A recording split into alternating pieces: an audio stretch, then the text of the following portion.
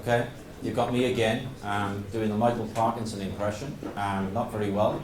But it's really a pleasure for me to be asking questions to the panel, the sellers panel. I'm going to ask the guys to introduce themselves shortly, but this is a situation that they're in today that I guess a lot of people in the audience are looking to achieve over the next coming years, the forthcoming years. So without further ado, what I'd like to do is start with yourself, just introduce your company, your name, how much money you made. No, not the last one. How much money I spent? How much money you spent. Right. So my name is John Chambers. I was a founder and CEO of a company called Orthoview. Orthoview was a medical software product that allowed orthopedic surgeons to plan hip and knee surgery. Principally what it did was take a digital X-ray and superimpose the engineering CAD data of prosthesis on top of that X-ray so that a surgeon could figure out the right size, where to cut bones, stuff like that. We were founded in 2003 with venture capital.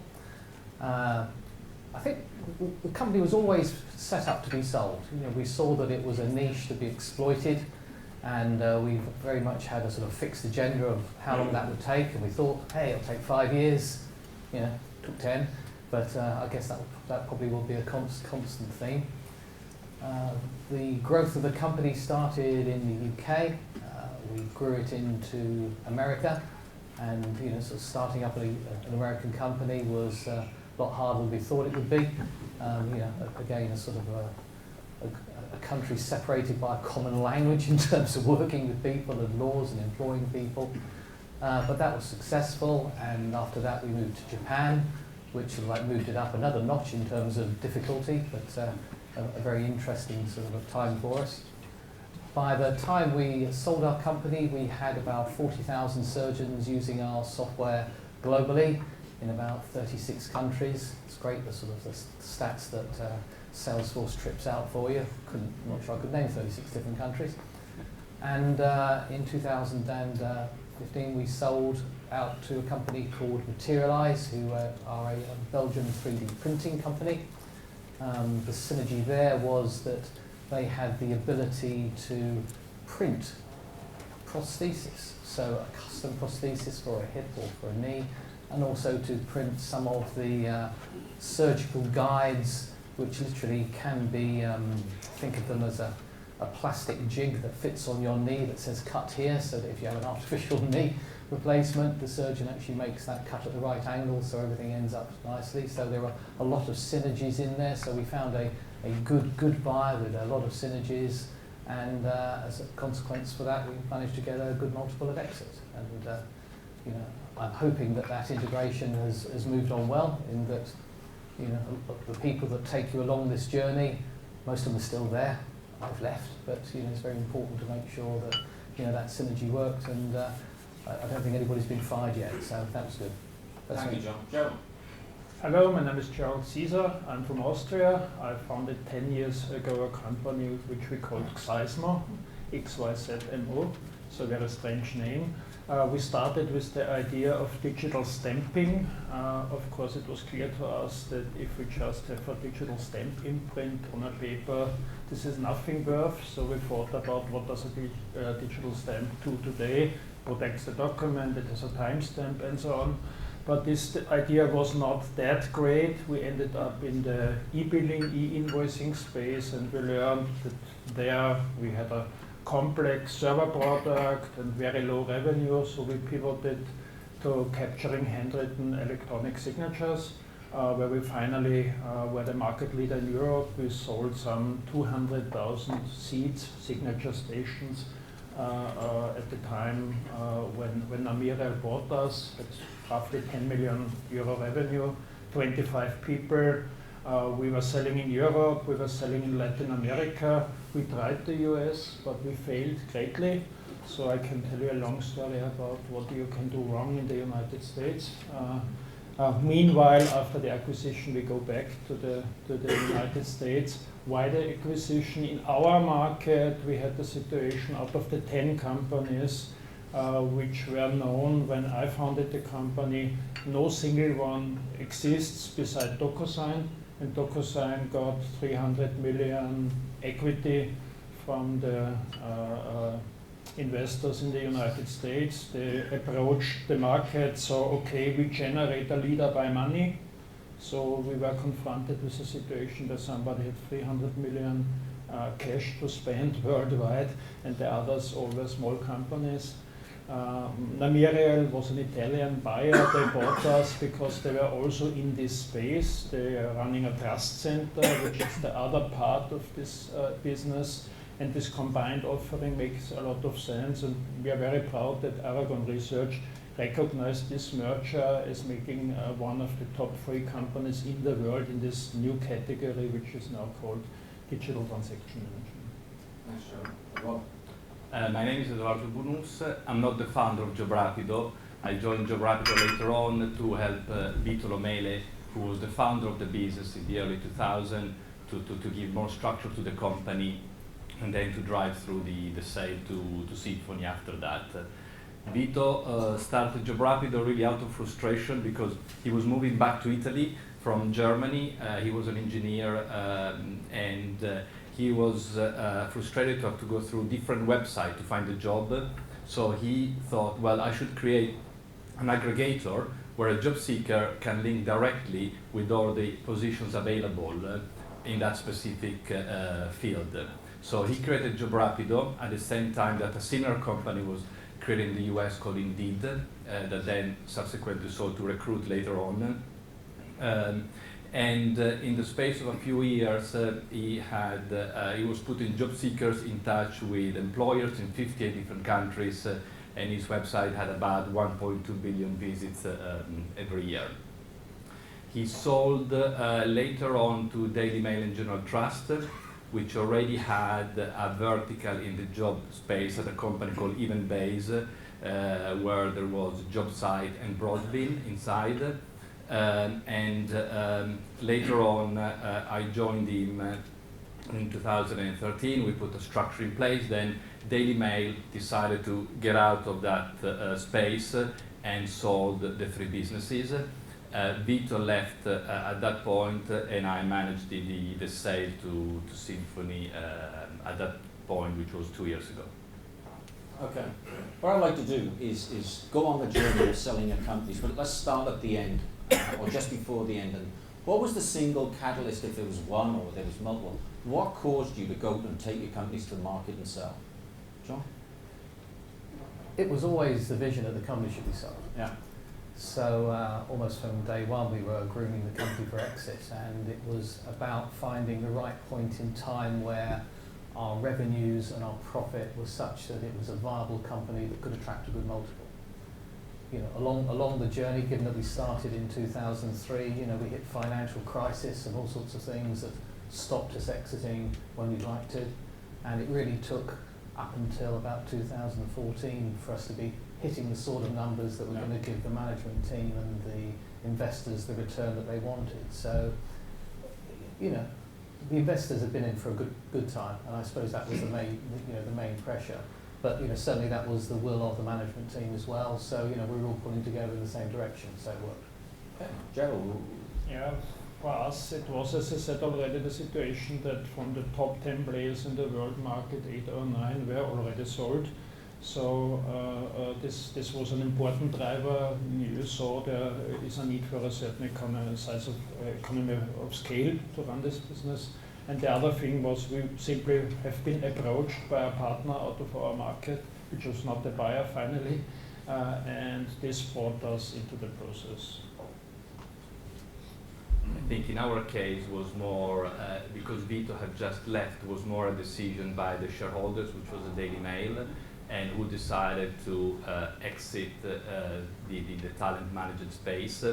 And at the same time, they also had an unsolicited offers for JobSite, which was one of the three companies in the portfolio, probably the largest one, at which point they did a strategic review of the business. They got a consultancy to do it, and then they decided to sell and started the process.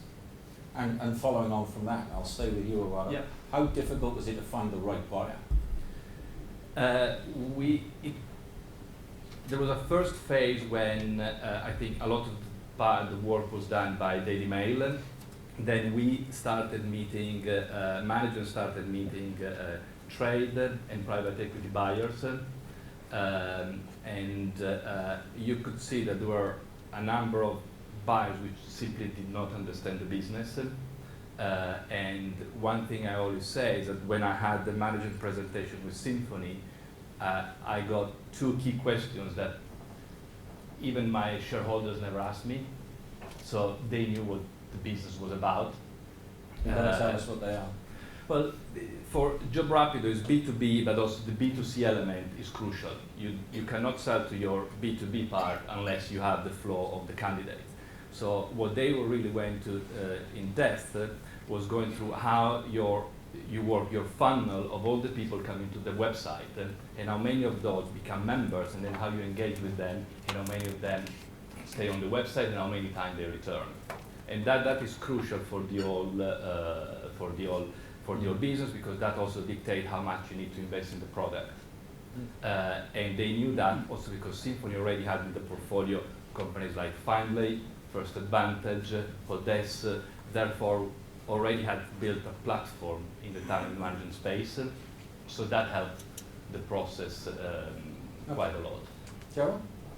Yeah, we were approached by one partner out of our ecosystem, and then said we have to reach out to a broader base. First, we want to know what is the evaluation from the company, and secondly, as said, you have to get an impression who else could be interested in your company.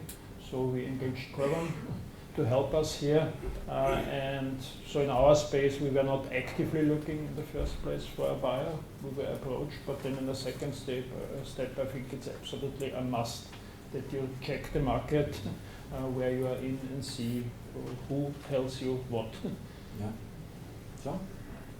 Well, so for us, because we were a niche product, we knew most of the main players in our market, and it was initially quite likely that a buyer was going to be a customer.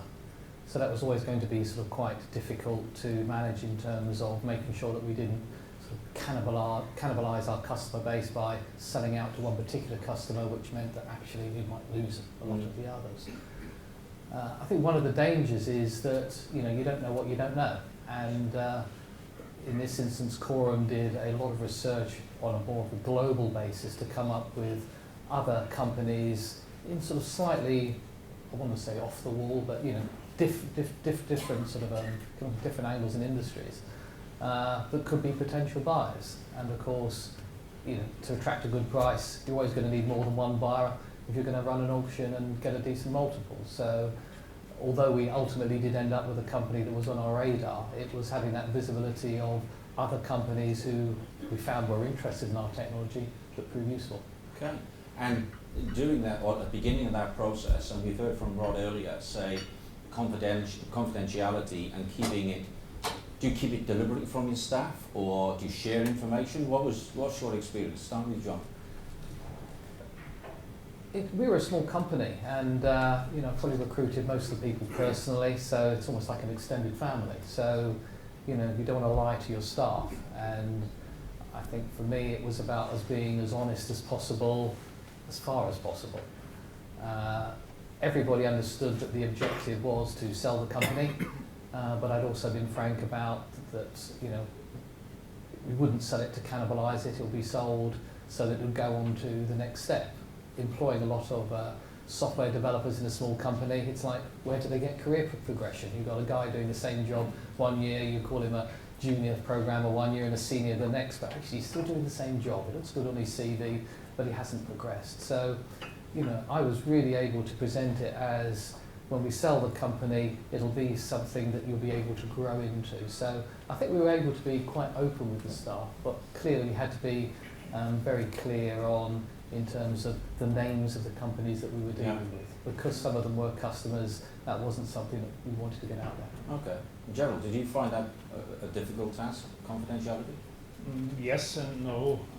At the very first meetings, of course, you try to find out what are the terms of the deal. You can go alone, but latest in the due diligence phase, if you're a small company, you need key employees and the buyer wants to know the key employees as well.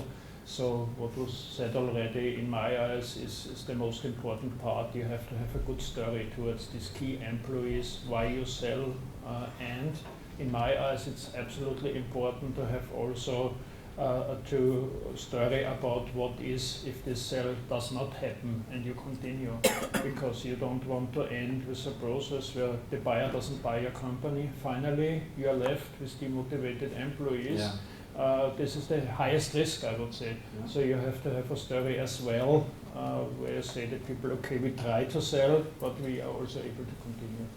Edoardo.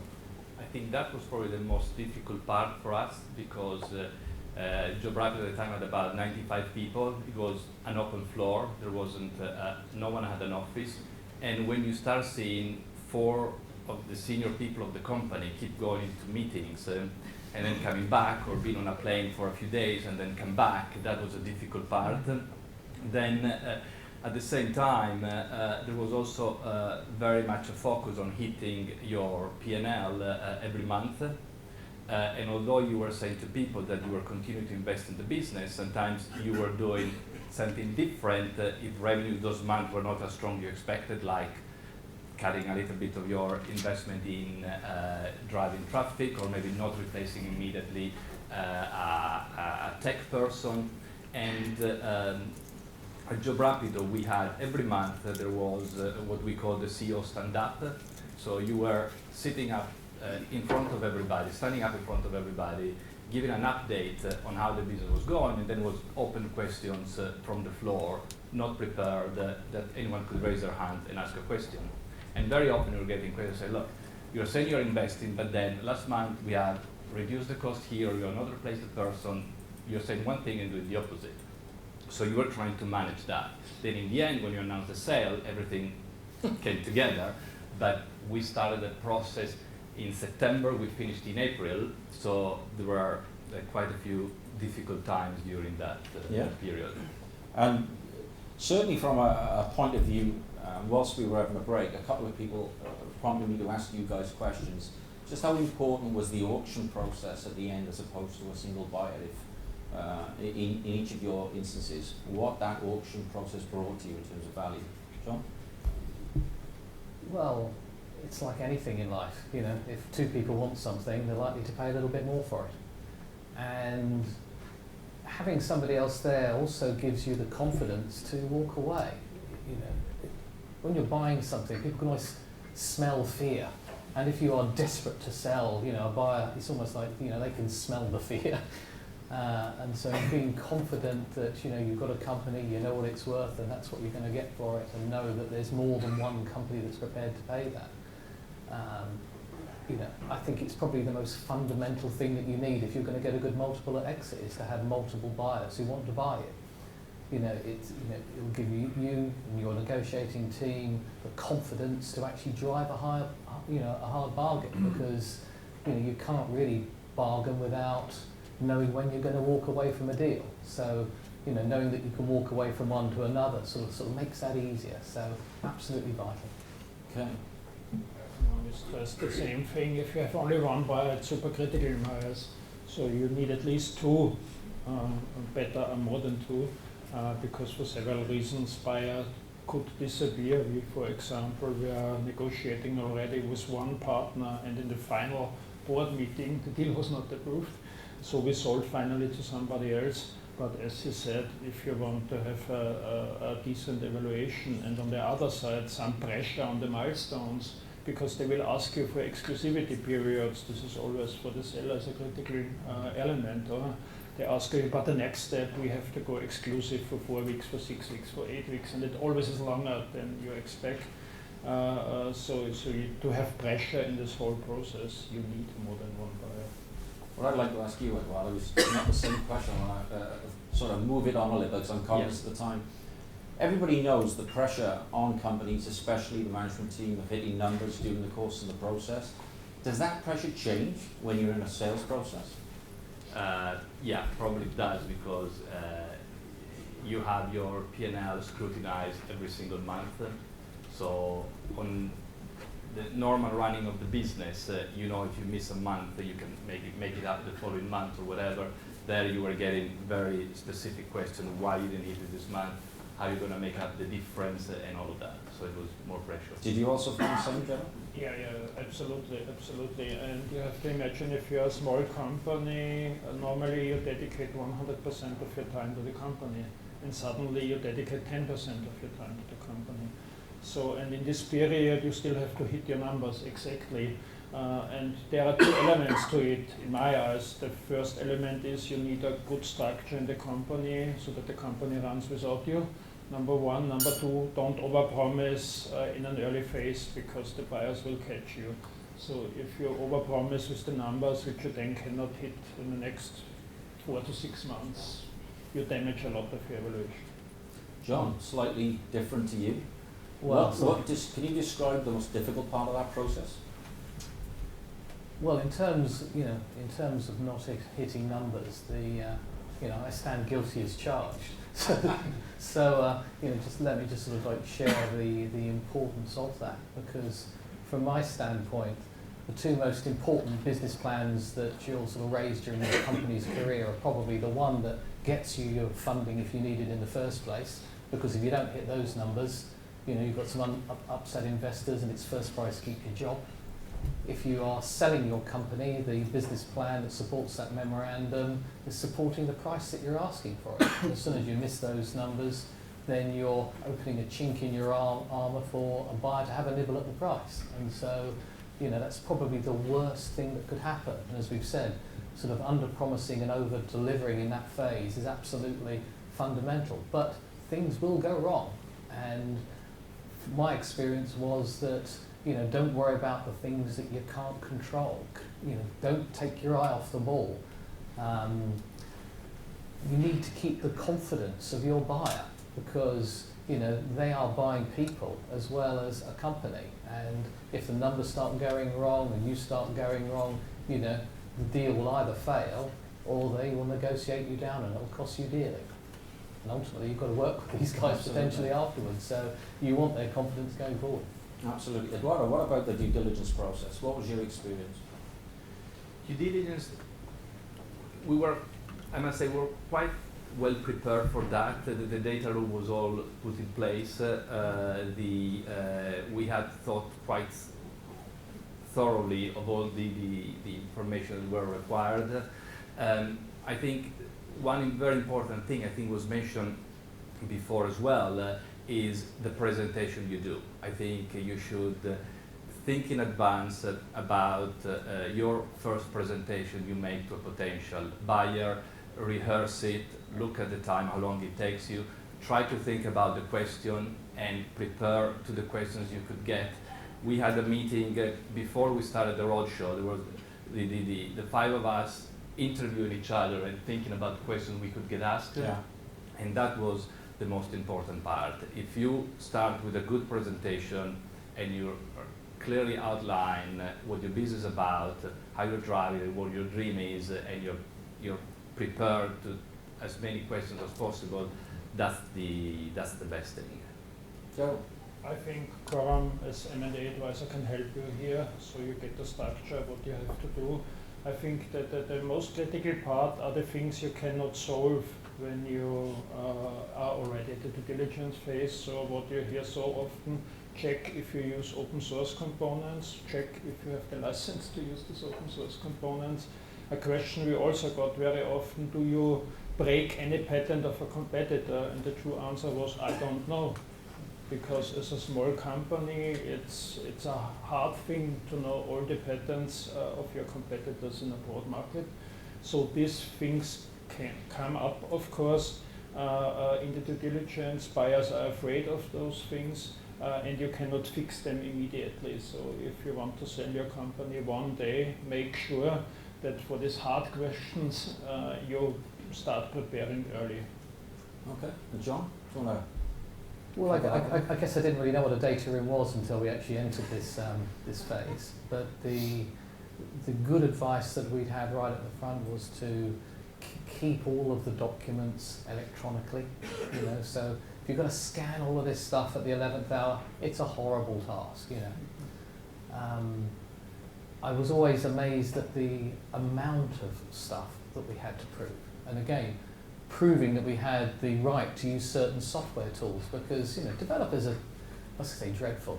They'll see some little tool and they'll download it, and you think, oh, Christ, they're using it for commercial use, and it was non-commercial use. You've got to drill down to such a depth to sort of show what that you can use all the tools that the company has within the within its grasp, and also knowing what you own, just in terms of software, even silly little things. I was sort of a bit embarrassed about just looking at licenses of Windows and things like this. It covers everything, and it was an enormous task, and I'm glad that we were well prepared for it, because even though we were well prepared for it, it took a lot of time to actually answer all of the questions. So don't underestimate what you need to do, and the more preparation you can do, the better. Very succinctly, from start to finish, to all three of you, how long was that process from start to finish? Just give everybody a sense of, the sale process from a start to a finish, close. We had 2 months of preparation internally, so we're August and September. We get going in October, and the business was sold on April 1st. Good day. For us, it was roughly 9 months, but we negotiated with 2 buyers. So we negotiated with 1 buyer, who then decided to not continue, and then we just negotiated with another. Was it you that actually told the second buyer you weren't going to go ahead with them? Finally, we thought we are done with the first buyer already, of course, because it's, as you said, it's a tough process. So if you are very close, you want to close one day. But for us it was good, because the second buyer was much more interesting finally than the first one. John? I think it took us about 12 months from deciding to take the company to market to actually closing the deal. We'd done as much work as we could up front to that, and we probably interviewed about 10 different corporate financial advisors before we decided on one that we were confident could actually do a good job. But I'd say about 12 months to start to finish. I've got to ask you this, because it comes up an awful lot. In your view, which is the most important thing, price or structure of the deal? I think structure of the deal that is right. Oh, But then I was not the owner. I would say, as you're the owner, let's be honest, it's the price. But my experience is, once you get a term sheet, this is the best case. We are aware they try to negotiate you down. So there are so many elements in the deal: capital left on your bank account, outstanding invoices, whom do they belong to? So it typically it gets worse from there. Yeah. Price or structure? Well, I have to say it's got to be price. And I think the caveat that I would put there is that there are aspects of the structure of the deal which quite significantly affected our price. Probably not unlike many other software companies, we had a lot of deferred revenue on our balance sheet, in that we were a license and maintenance model, and we were fortunate enough to be able to collect maintenance often several years in advance, given these were hospitals that we were selling to. So we were very cash rich in terms of our the bank account, and although we were adopting good GAAP procedures, we were only recognising our maintenance properly on a monthly basis. Whilst I sit back and think, hey, isn't this great? I've sold this in advance maintenance, I've got all this cash, and hey, we want that, that's our cash. You've got a buyer who sees deferred revenue as a liability. And what's going to be the cost of delivering that maintenance over the coming years? And you'll find that their opinion will be wildly different from yours, because they're a buyer and you're a seller. And that was something that we argued about long and hard. And although in our sort of term sheet we had gone to great lengths to define exactly the structure of the deal in terms of how deferred revenue should be handled, how the cash within the business should be handled, ultimately where we ended up was a little bit different, and it actually cost us some money. So don't take your eye off the structure of the deal, because it could cost you. So last question, yes or no answer. Would you go through it all again? Yeah. Yes. Yeah, definitely. if I had to. I think that's the end of this session, but save questions because the guys are going to be around for a while, so don't be shy, go up, introduce yourself and ask them whatever you like because they're prepared to give you insights into their process and their experiences. Okay? The sellers. Well, right on time. Thank you.